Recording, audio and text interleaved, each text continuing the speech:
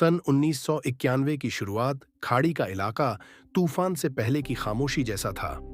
लोग रोजाना के काम में बिजी थे, लेकिन हवा में एक अजीब सा डर फैल चुका था।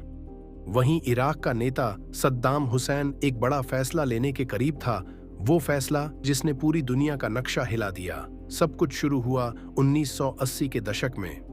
इराक ने 8 साल तक ईरान के साथ एक लंबी और खतरनाक जंग लड़ी थी।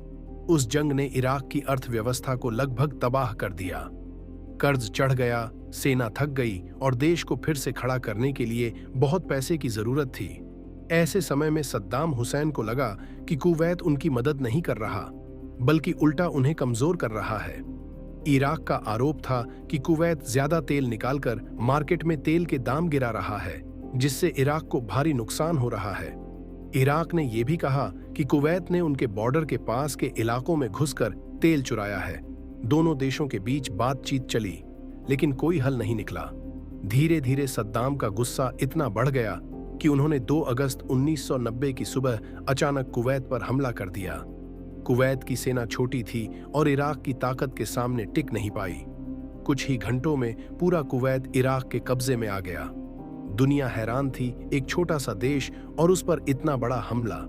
कई कुवैती लोग घर छोड़कर भागने लगे, कई पकड़ लिए गए। कुवैत की सड़कों पर इराकी टैंक घूम रहे थे और आसमान में धुआं छाया था। जैसे ही खबर दुनिया भर में पहुंची, अमेरिकन राष्ट्रपति जॉर्ज बुश ने कहा, "ये कब्जा बर्दाश्त नहीं किया जाएगा।"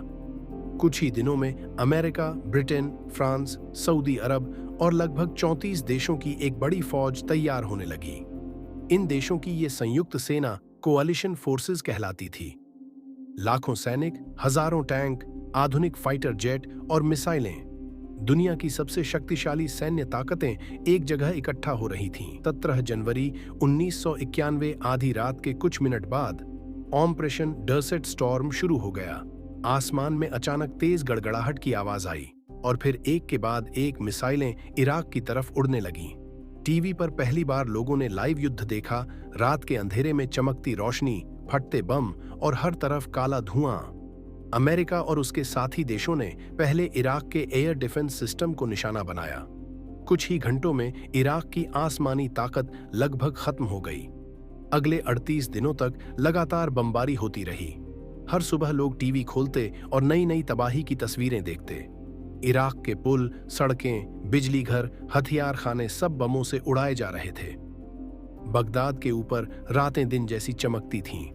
लोग बंकरों में छुपते थे, बच्चे रोते थे और आसमान बारूद से भरा रहता था। इन दिनों इराकी सैनिकों की हालत और भी खराब हो गई। कई सैनिकों के पास खाना नहीं था, पानी नहीं था और ठंड से बचने के लिए कोई इंतजाम नहीं था।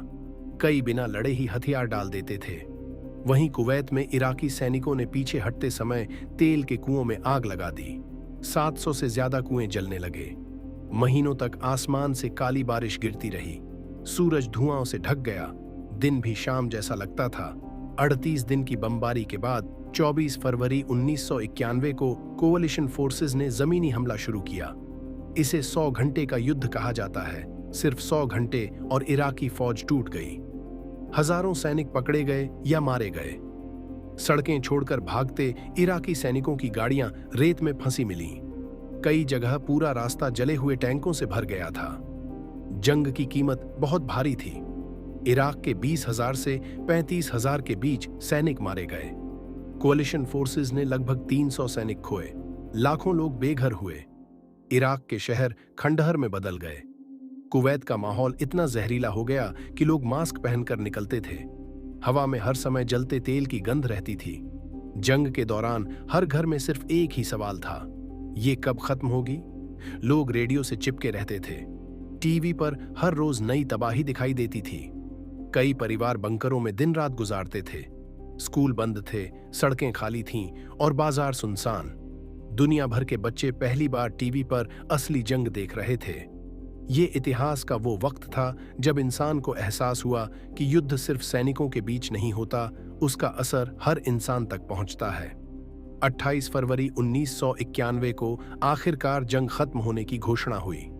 कुवैत आजाद हो गया, इराक पीछे हट गया। दुनिया ने राहत की सांस ली, लेकिन ये जंग कई घाव छोड़ गई। इराक की अर्थव्यवस्था टूट गई, लाखों लोगों की जिंदगी बदल गई और सद्दाम हुसैन की ताकत पहले जैसी नहीं रही। गुल्फ वॉर 1991 सिर्फ एक जंग नहीं थी, ये वो घटना थी जिसने पूरी दुनिया को दिखाया कि एक छोटे से फैसले से कैसे लाखों लोग प्रभावित हो सकते हैं। ये जंग तेल, सत्ता और राजनीति के उस खतरनाक खेल की कहानी थी जिसके बीच आम लोग फंस जाते हैं और इसी के साथ खत्म होती है खाड़ी युद्ध 1991 की ये पूरी कहानी। एक ऐसी कहानी जो आज भी इतिहास के पन्नों में धुएं, आग और खामोशी की तरह दर्ज है।